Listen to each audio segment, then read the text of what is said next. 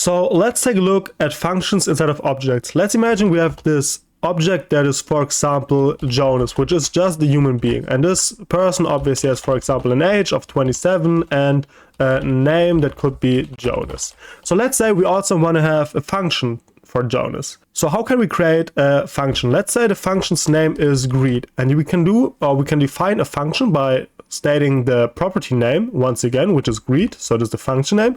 Now we're going to use the function keyword. We're going to define the function right here, and now we can console.log hey bro, for example. And by doing so, we now define the function. As you can see, it works pretty much the same as it works with pretty much every other property as well. So you can just use the property name and then you define the value, which is in our case a function. So now we can, for example, say jonas.greet. We're going to call the function by using those opening and closing brackets. And now we're going to run our file and we will see hey bro inside of the console. So this works, but there's also a shorter way to write the exact same. And now let's say wave, for example, is a function that we want to create. We can just go ahead and say wave. Now we can use opening and closing brackets, and then we can just use those brackets again.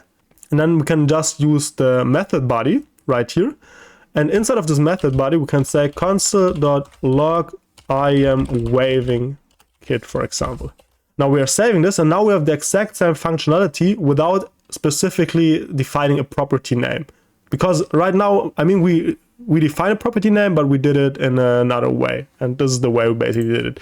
So now we can also say jonas.wave, for example, call the method again by using opening and closing brackets. And now we can say run code. Hey bro, I'm waving kid. And now this is basically the result we are getting.